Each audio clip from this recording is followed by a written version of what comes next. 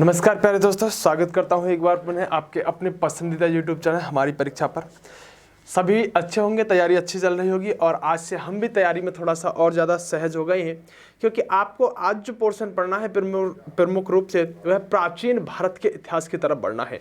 प्यारे दोस्तों, वैसे मैं बात करूंगी कुछ चीज़ें हैं, जैसे कि मैं बात करूं कि जैसे दक्षिण भारत का इतिहास आदि, तो दक्षिण भारत के इतिहास आदि पर मैं आपसे बात करने वाला हूं। और मैं जब बात करूंगा तो आपको मैं प्राचीन भारत के अंतर्गत ही दक्षिण भारत को लेकर चलूंगा।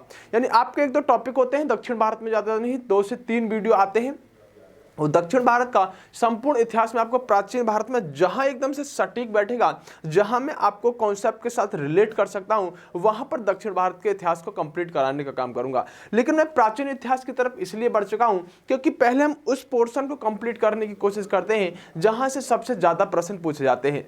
प्यारे दोस्तों, प्राचीन भारत के इतिहास में जो सबसे कठिन माना जाता है, और प्राचीन भारत का इतिहास मतलब अपने आप में फैक्टों को रटने की जो आपको आदत है वो बनानी पड़ेगी, क्योंकि प्राचीन भारत का इतिहास इसीलिए कठिन माना जाता है कि इसके अंदर फैक्ट बहुत ज्यादा है। क्योंकि हम एक ऐसी दुनिया के बारे में, ऐसी जानकारी के बारे में, ऐसे इतिहास को पढ़ने की कोशिश कर रहे होते हैं जिसके बारे में सिर्फ यहां पर जो हमारे इतिहासकार हैं उन्होंने लिखने की कोशिश की है। ना तो उन्होंने उस चीज को कभी देखा था, ना ही उन्होंने परखा था। यानी साक्ष्यों के आधार पर इस इतिहास को हम पढ़ने की कोशिश करते हैं, जबकि आप अच्छी तरह से जानते हैं कि जो प्राचीन इतिहास है उस इतिहास में हम ऐसी चीज को जानने की कोशिश कर रहे हैं जो मानव ने हमें बताई है। और सच बात यह है कि उस समय के मानव को खुद ही नहीं पता था कि आगे चल के उस पर इतिहास लिखा जाएगा। मेरे प्यारे दोस्तों, मेरी बातों को समझने की कोशिश कीजिएगा। मैं आपसे यह कहना चाह रहा हूं कि हमको जो प्राचीन भारत का इतिहास पढ़ना है वो प्राचीन भारत का इतिहास वहां से पढ़ना है जब हम मानव की सभ्यता के विकास को पढ़ना आरंभ करते हैं। मतलब जब मानव कुछ भी नहीं जानता था तब से हम प्राचीन भारत के इतिहास को थोड़ा सा रिलेट करके कोशिश करेंगे। वैसे प्यारे दोस्तों देखिए, अगर हम बात करें यहां पर प्राचीन भारत के इतिहास की, तो इसमें सबसे महत्वपूर्ण होता है एक काल जिसे आप पाषाण काल कहते हो। क्या कहते हो? जिसे आप एज स्टोन कहते हो, यहां पर जिसे आप पाषाण काल कहते हो। ये पाषाण काल जो होने वाला है प्यारे दोस्तों, इस पाषाण काल के अंतर्गत आप 3 भागों में इसको डिवाइड कर सकते हो। किसको? पाषाण काल को। क्या है? पहला है पूर्व पाषाण काल, दूसरा है मध्य पाषाण काल और तीसरा है नव पाषाण काल। मेरी बात को समझने की कोशिश कीजिएगा प्यारे दोस्तों। आखिरकार हमने जो 3 भागों में डिवाइड इस इतिहास को किया है, इसका आधार क्या रहा है और किस तरह से हमने इसे डिवाइड करने की कोशिश की है। प्यारे दोस्तों, अगर पाषाण काल से हमने इतिहास को पढ़ना शुरू किया है तो आप ये बताइएगा कि सर पाषाण काल से ही क्यों? क्या पाषाण काल कोई ऐसी समय सीमा रही थी जिससे आगे के इतिहास को हमने पढ़ना आरंभ कर दिया? इसका मतलब जो पाषाण काल से पहले का इतिहास रहा था, सर उसके बारे में क्या लिखा गया है, क्या बताया गया है, आखिरकार उससे हम क्यों नहीं पढ़ते? मतलब एक इतिहास एक सीढ़ी है, एक क्रम है। इस क्रम में पाषाण काल से आगे के इतिहास को हमने पढ़ना शुरू कर दिया, और हमने जब मानव की सभ्यता का विकास होना शुरू किया, जब हमने इस इतिहास को पढ़ना शुरू कर दिया, तो क्या मानव की सभ्यता का विकास जब नहीं हो रहा था, या हम ऐसे कहें कि पाषाण काल से पहले का इतिहास जो है हम उसे क्यों नहीं पढ़ते? प्यारे दोस्तों, हम उसे इसलिए नहीं पढ़ते पाषाण काल के पहले के इतिहास को, क्योंकि आप अच्छी तरह से जानते हैं कि पाषाण काल से पहले का जो मानव था वह मानव और जानवर में कोई अंतर नहीं था। वह मानव जानवर की तरह ही रहने वाला व्यक्ति था। जो यहाँ पर प्रवृत्ति जानवर के अंदर पाई जाती है, सेम वही मानव के अंदर पाई जाती थी। आप इस बात को ऐसे समझने की कोशिश कीजिएगा कि हम पाषाण काल के पहले के इतिहास को इसलिए नहीं पढ़ते क्योंकि मानव जो था वो जानवर की भांति प्रवृत्ति करने वाला था। जैसे कि देखिएगा कि जो मानव था वो जंगलों में भटकता रहता था, उसे कपड़े पहनने की आदत नहीं थी, वो कपड़े भी नहीं पहनता था, वो किसी भी चीज के बारे में नहीं जानता था। बस वह एक बात जानता था कि जब उसे भूख लगती थी तो वह जंगलों में भटकता फिरता था और मांस के लिए या फिर कुछ खाने के लिए, यहाँ पर जैसे कंदमूल आदि खाने के लिए वह भटकने लगता था। और जब उसका पेट भर जाता था फिर वह शांत बैठ जाता था। अगली बार वह तभी यहाँ पर भटकता था जब उसे फिर से भूख लगती थी। यानी मानव पूरी तरह से पशु की तरह रहने वाला था। और अगर मानव को किसी समय ऐसा हुआ जब मानव के पास यहाँ पर क्या हो गया, मानव के पास बहुत ज्यादा मांस कहीं से मिल गया, तो मानव ने जितना खाना खाना था उसमें से उतना खाना खाया, और खाने के बाद जो बाकी की चीजें बची उसको यहां पर मानव ने फेंक दिया। अब मानव को इतनी भी सभ्यता नहीं थी कि मुझे थोड़ी देर बाद फिर से भूख लगेगी, इसलिए मैं इस मांस को फिर से सुरक्षित रखूं, और अब दोबारा से भूख लगेगी, जब है क्या करेगा, जब दोबारा से भूख लगेगी तो बचे हुए मांस को खाने का काम कर लूंगा।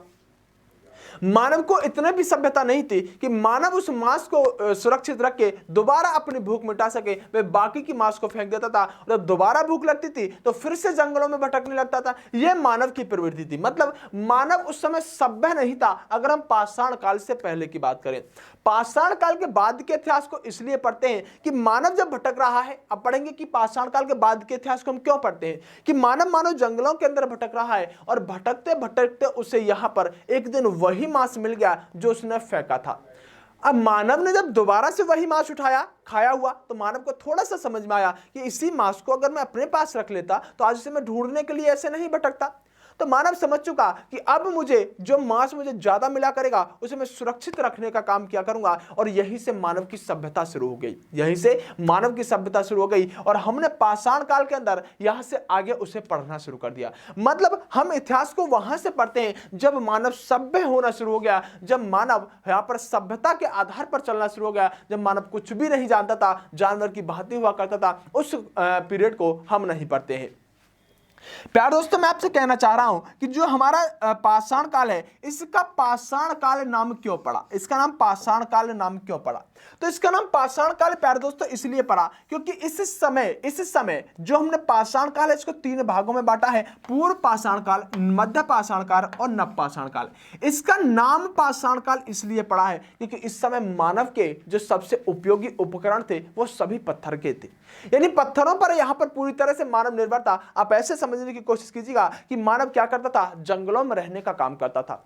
मानव यहां पर पत्थरों की गुफा में रहने का काम करता था। मानव यहां पर जो शिकार करता था उसमें उपकरण जो बनाया करता था, हथियार जो बनाया करता था, वो भी पत्थरों के हुआ करते थे। इसलिए इसका नाम क्या, पाषाण काल हमने डालने का काम किया। इसमें 3 चीजें होती है, एक होता है पूर्व पाषाण काल यानी भाग हो सकते हैं, एक होता है मध्य पाषाण काल और तीसरा होता है नव पाषाण काल। अब इसमें क्या है, इसको समझने की थोड़ी सी कोशिश कीजिएगा कि सर यहां तक तो ठीक था कि जो पाषाण काल था, जब मानव सभ्य हुआ तो हमने इससे आगे के इतिहास को पढ़ना शुरू कर दिया। लेकिन पूर्व पाषाण काल, मध्य पाषाण काल और नव पाषाण काल, आखिरकार इसको किस आधार पर डिवाइड किया है, क्या इसका यहां पर क्राइटेरिया रहा है और किस आधार पर इन तीनों भागों को डिवाइड करने की कोशिश की है? प्यारे दोस्तों, आप इस बात को ऐसे समझने की कोशिश कीजिएगा कि जब मानव भूखा प्यासा जंगलों में भटकता था, देखिए आप इस बात को समझने की कोशिश कीजिएगा। मैं पता नहीं कहाँ से कॉन्सेप्ट को रिलेट करने की कोशिश कर रहा हूँ आगे। सबसे पहले इस बात को समझिएगा कि हम ऐसे इतिहास को पढ़ने जा रहे हैं जिस इतिहास के बारे में मानव को खुद भी नहीं पता था, और एक अंदाजा और साक्ष्य के आधार पर इन सब चीज़ों को लिखने की कोशिश किया गया है। मैं आपको जो चीज़ बताकर चलूँगा, मैं एक बेस बना रहा हूँ आपको, जो बताकर चलूँगा कि आपको यह प्रश्न पूछा जाता है तो आप उस पर ध्यान देंगे, बाकी कॉन्सेप्ट को रिलेट करने की कोशिश करेंगे।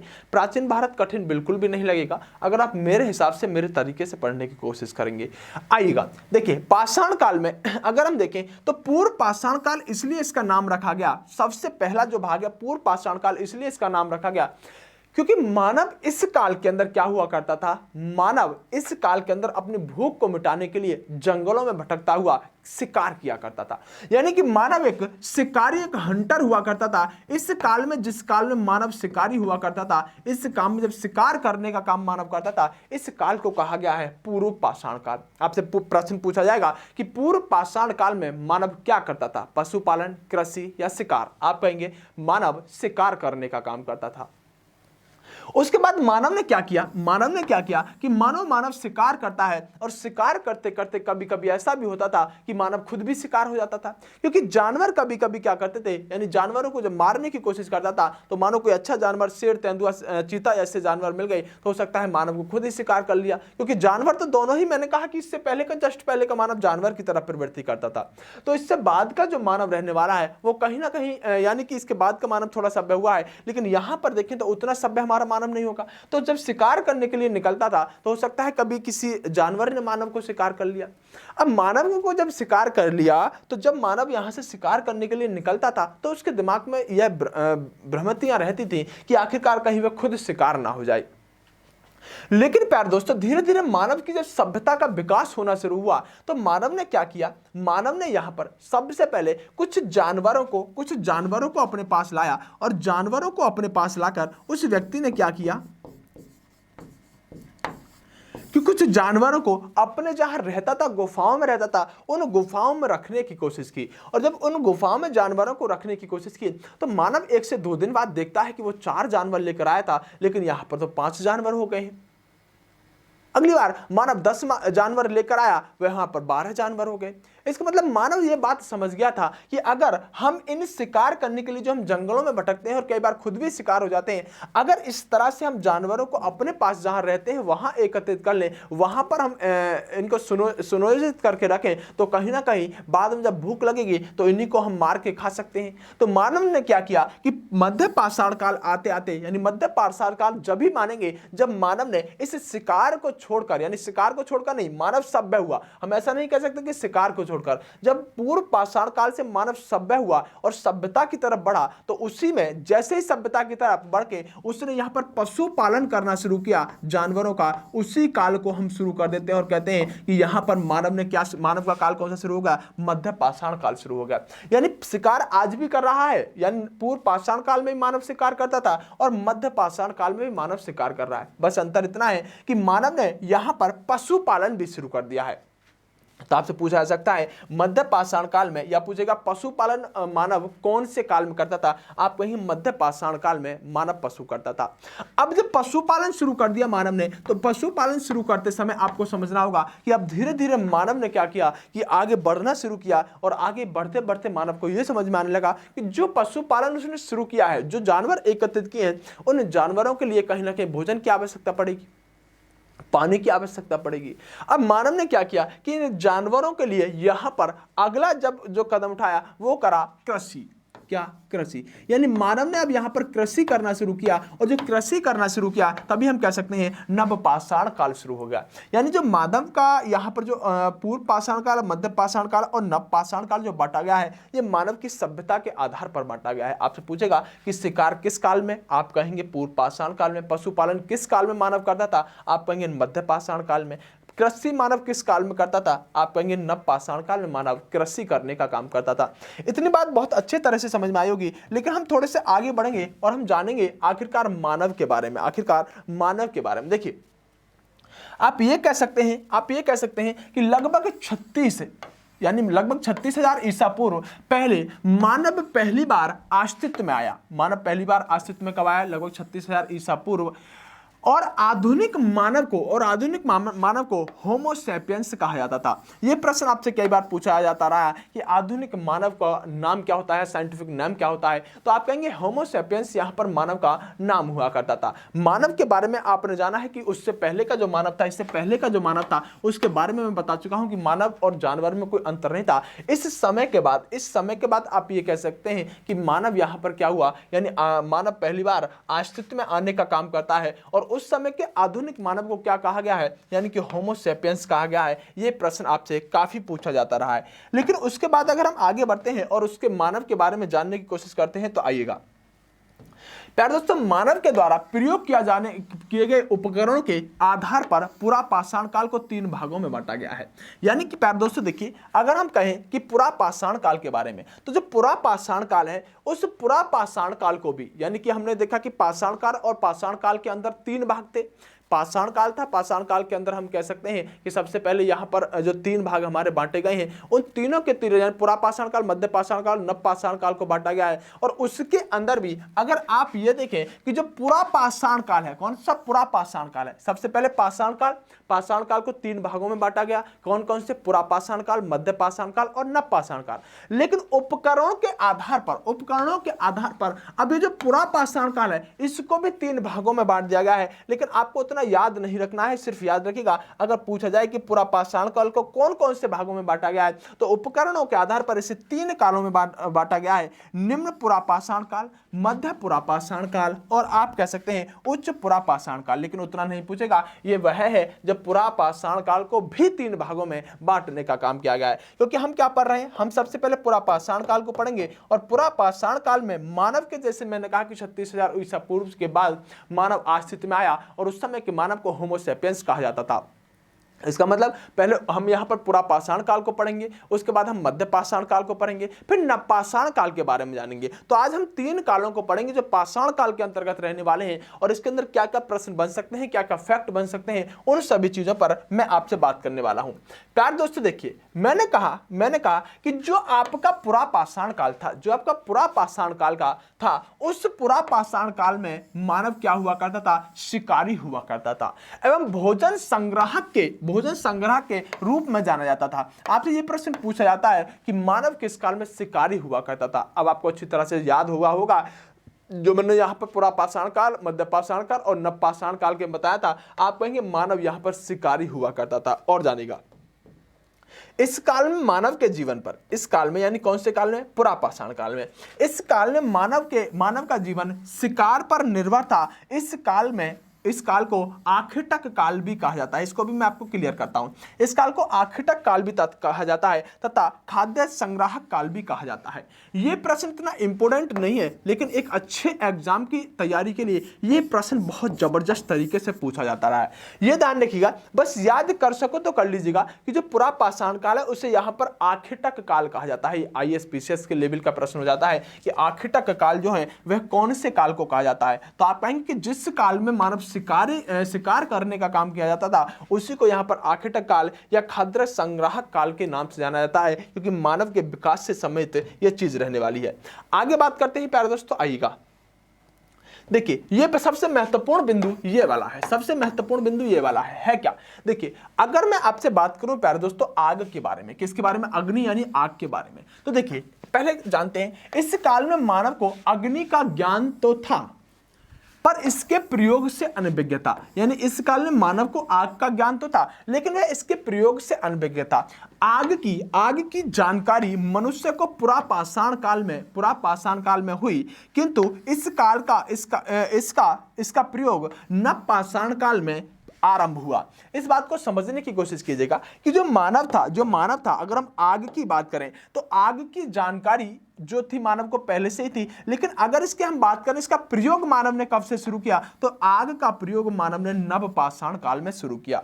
यानी कि आग जो थी, मानव को यहां पर आग के बारे में जानकारी तो थी। जैसे मानव जंगलों में भटकता था और जंगलों में मतलब आग का जो प्रयोग है मानव नवपाषाण काल में इस तरह से सीखा है कि जब आग के पास या आग के नजदीक जब मानव रहता था तो उसे जलन महसूस होती थी, लेकिन वो इस बात को नहीं समझ पाता था कि जब मुझे जलन पैदा हो रही है तो जब मांस में कच्चा खाता हूं उसे क्यों ना मैं भून कर खा लूं। तब मानव ने आग का प्रयोग जो करना शुरू किया है नवपाषाण काल में शुरू किया है, लेकिन आग की जानकारी जो थी वह प्रमुख रूप से पुरा पाषाण काल में मानव को थी, लेकिन प्रयोग करना मानव पुरा पाषाण काल में आग का नहीं जानता था। प्रयोग कब से शुरू किया? प्रयोग हम कह सकते हैं नवपाषाण काल में आग का करना यहां पर शुरू किया।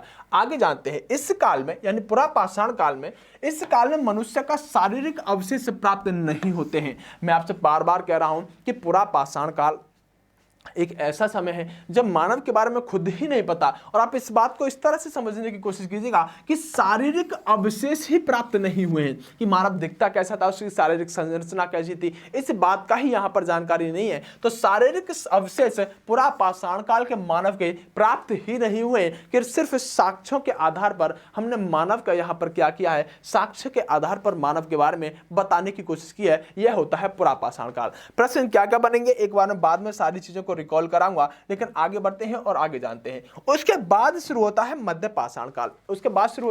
मध्य पाषाण काल, और मध्य पाषाण काल के अंदर अब क्या शुरू कर दिया होगा मानव ने? पशुपालन। क्या? पशुपालन। मैं बात करूंगा अभी सारी चीजों पर। अब इतना समझ में आ गया होगा कि जब शारीरिक अवशेष हम कह सकते हैं कि जब पुरा पाषाण काल में शारीरिक अवशेष तक के नहीं मिले, तो निश्चित रूप से सिर्फ इतिहासकारों ने यहां पर साक्ष्य के आधार पर कुछ अधूरी बातों को ही हमें बताया होगा। आते हैं प्यारे दोस्तों मध्य पाषाण काल पर। मध्य पाषाण काल क्या है? मध्य पाषाण काल के बारे में सर्वप्रथम जानकारी देने वाले जो व्यक्ति हैं वह है CL कलाइमल के द्वारा 1857 में इसकी जानकारी दी गई। यानी सबसे पहले जो मध्य पाषाण काल के बारे में जानकारी दी गई है, यह व्यक्ति हैं जिन्होंने सबसे पहले मध्य पाषाण काल के बारे में जानकारी दी है। और इसके बाद भी अगर प्यारे दोस्तों हम बात करें कि इस काल में यानी मध्य पाषाण काल में, इस काल में मानव द्वारा पत्थरों के बने लघु पाषाण उपकरणों का प्रयोग करने लगा, और इनके सूक्ष्म पाषाण उपकरण यानी कि माइक्रोलिथिक कहा गया। मेरी बात को समझने की कोशिश कीजिएगा कि जो मध्य पाषाण काल है, उस समय जो मानव यहां पर पत्थरों के हथियार का प्रयोग कर रहा है, उससे यहां पर कहा गया है माइक्रोलिथिक, यानी आप किसा क्या कह सकते हैं, इसे आप सूक्ष्म पाषाण उपकरण कहते हैं। इसका मतलब क्या है, मैं इसको बहुत आसान वे में समझाने की कोशिश करता हूं कि जो आपका पूरा पाषाण काल था,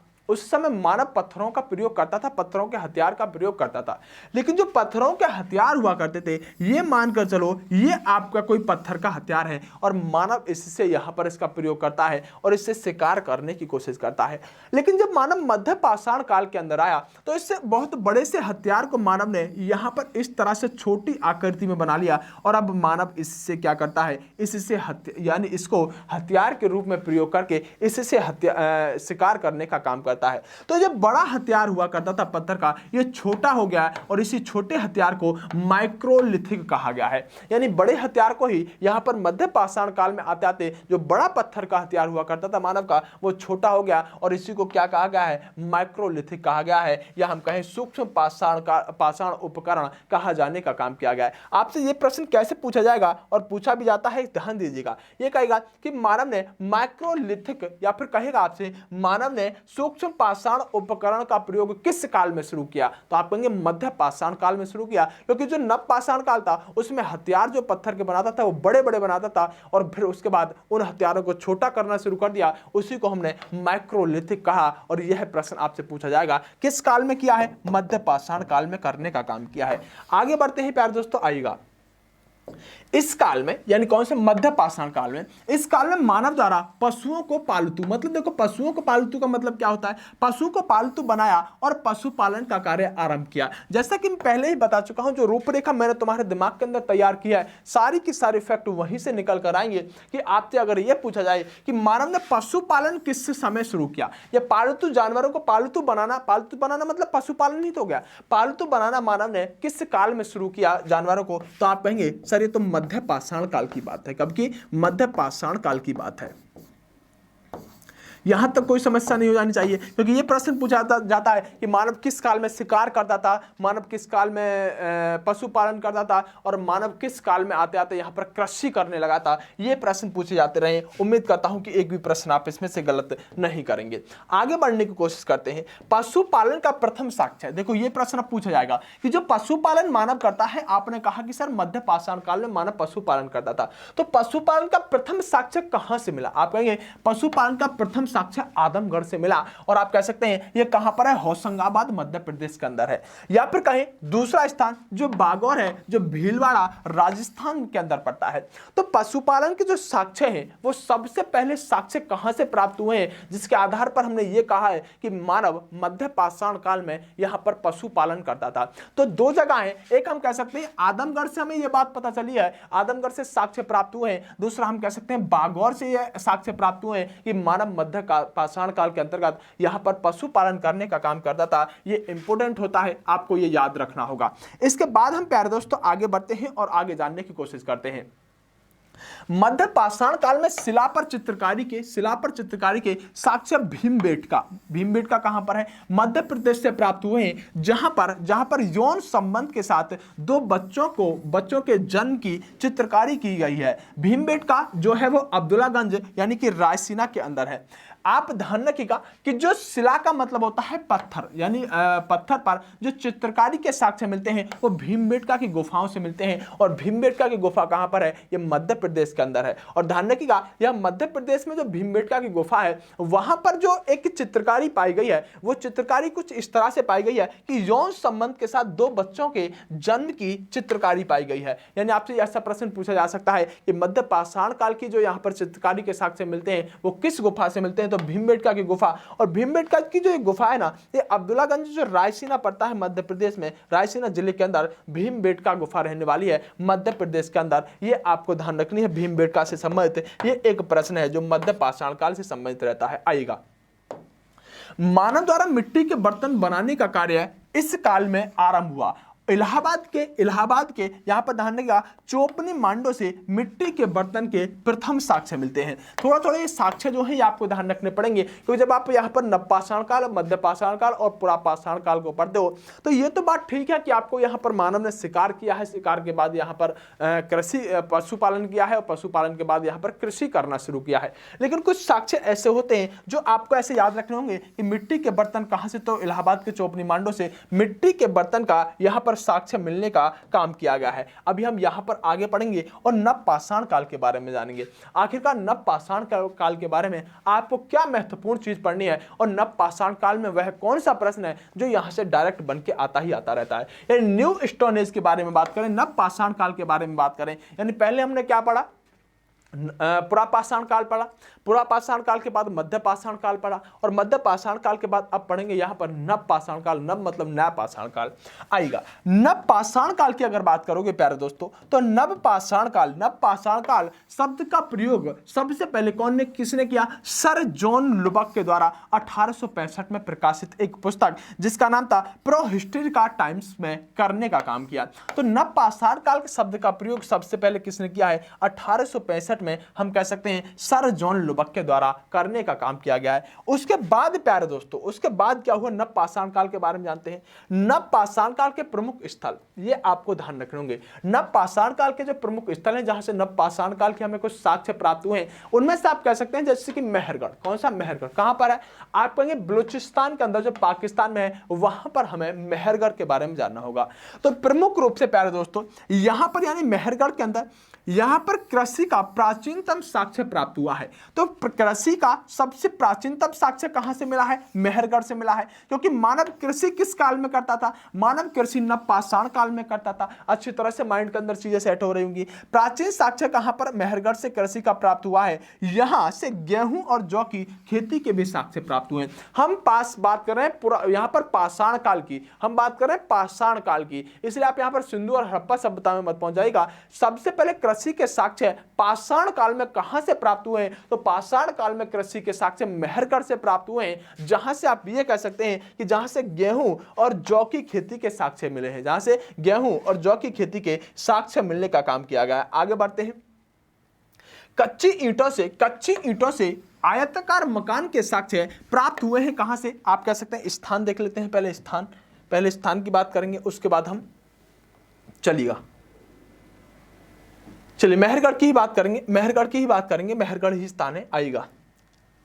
एक मिनट। कच्ची ईंटों का जो आयताकार मकान के साक्ष्य प्राप्त हुए हैं जिससे स्थायी जीवन का प्रमाण मिलता है। दरअसल हम ये कह सकते हैं कि जो कच्ची ईंटों का आयताकार मकान बनाता था वह मानव किस काल में बनाने लगा था, नवपाषाण काल में बनाना शुरू करता था। इसके भी हमें साक्ष्य यहां से मिलने का काम किया गया है। उसके बाद आते हैं स्थान है बुर्जहोम। इसके बाद बुर्जहोम। दो चीजें हैं, एक तो कृषि का साक्ष्य हमें मेहरगढ़ से मिला, दूसरा कच्ची ईंटों से आयताकार इमारत का साक्ष्य हमें मेहरगढ़ से मिला। अब स्थान जो है वो रहने वाला है बुर्जहोम, और बुर्जहोम कहां पर है, कश्मीर के अंदर। यहां से क्या प्राप्त हुआ है, जो नवपाषाण काल के अंतर्गत नवपाषाण काल के बारे में हमें साक्ष्य जो जानकारी देने का काम करता है। यहां कब्र में मालिक के शवों के साथ पालतू कुत्ते को भी दफनाया जाने का साक्ष्य प्राप्त होता है। पाषाण काल के अंदर बुर्जहोम ऐसी जगह है जहां पर एक व्यक्ति के साथ कुत्ते को दफनाए जाने के साक्ष्य प्राप्त हुए हैं। अब आप इस बात को समझने की कोशिश कीजिएगा कि आखिरकार कुत्ते के साथ व्यक्ति को दफनाए जाने का मतलब क्या है। बहुत सारे कारण हो सकते हैं। हो सकता है कि मानव कुत्ते से बहुत ज्यादा प्यार करता हो इसलिए साथ दफना दिया गया, और ऐसा भी हो सकता है कि सिर्फ साक्ष्य प्राप्त हुए, क्या पता मानव यहाँ पर दफना गया हो अलग, और उससे थोड़ी सी दूर पर कुत्ता भी वहां पर दब के मर के खत्म हो गया हो। तब यहाँ पर साक्ष्यों के आधार पर कहा कि यहाँ पर बुर्जहोम के अंदर कुत्ते के साथ या मानव के साथ कुत्ते का यहां पर शव दफनाए जाने की प्रथा थी, और यहां पर मानव के साथ कुत्ते को दफनाए जाने के साक्ष्य मिलते हैं, क्योंकि यह पूरा का पूरा पोर्शन जो है आपका साक्ष्य के आधार पर चलने का काम करता है। आगे बढ़ते हैं प्यारे दोस्तों, आइएगा। नवपाषाण काल के अंदर इलाहाबाद की बात करें और आप कह सकते हैं कोल्डी हवा।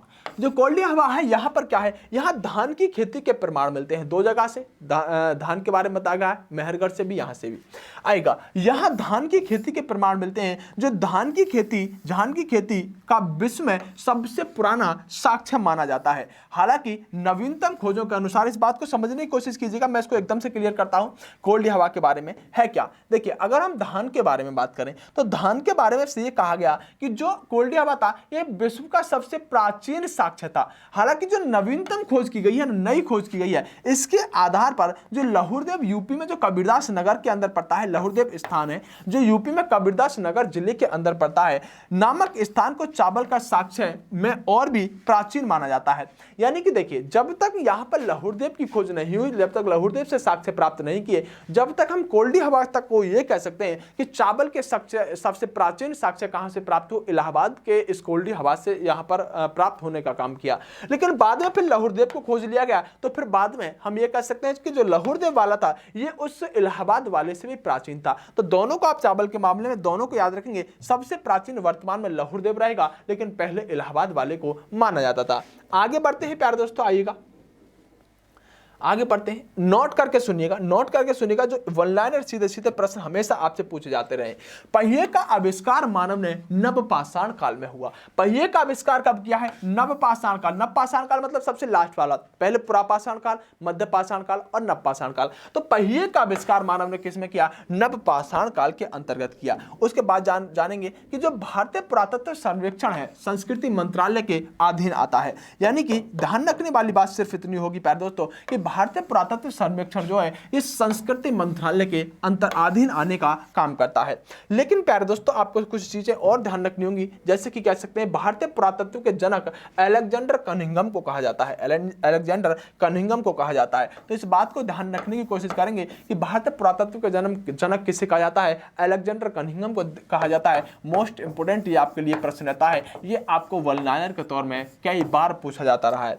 इसके बाद अगर हम वन लाइनर क्वेश्चनों की बात करें जो जहां से सीधा सीधा प्रश्न पूछ लिया जाता है, आएगा ये प्रश्न पूछा जाता है कि जो राष्ट्रीय मानव संग्रहालय है, इसको अब आप क्या कह सकते हैं, इसको आप इंदिरा गांधी राष्ट्रीय मानव संग्रहालय कह सकते हैं। ये कहां पर अवस्थित है, ये भोपाल के अंदर अवस्थित है। ये प्रश्न आपको दिमाग के अंदर रखना होगा। यानी कि राष्ट्रीय मानव संग्रहालय या फिर इसका दूसरा नाम क्या है, इंदिरा गांधी राष्ट्रीय मानव संग्रहालय, कहां पर है, भोपाल के अंदर अवस्थित रहने वाला है। आगे आते हैं प्यारे दोस्तों, समझने की कोशिश कीजिएगा। चलिए देखिए, रॉबर्ट बुश फुट को एक भूगर्भिक वैज्ञानिक एवं पुरातत्वविद के रूप में जाना जाता है। तो रॉबर्ट बुश जो है वो एक भूगर्भ वैज्ञानिक है और उनको यहाँ पर पुरातत्विक के रूप में जाना जाने का काम किया जाता है। उससे आगे बढ़ते हैं प्यारे दोस्तों, ये आपको वन लाइनर के तौर में याद रखने के लिए चीज थी।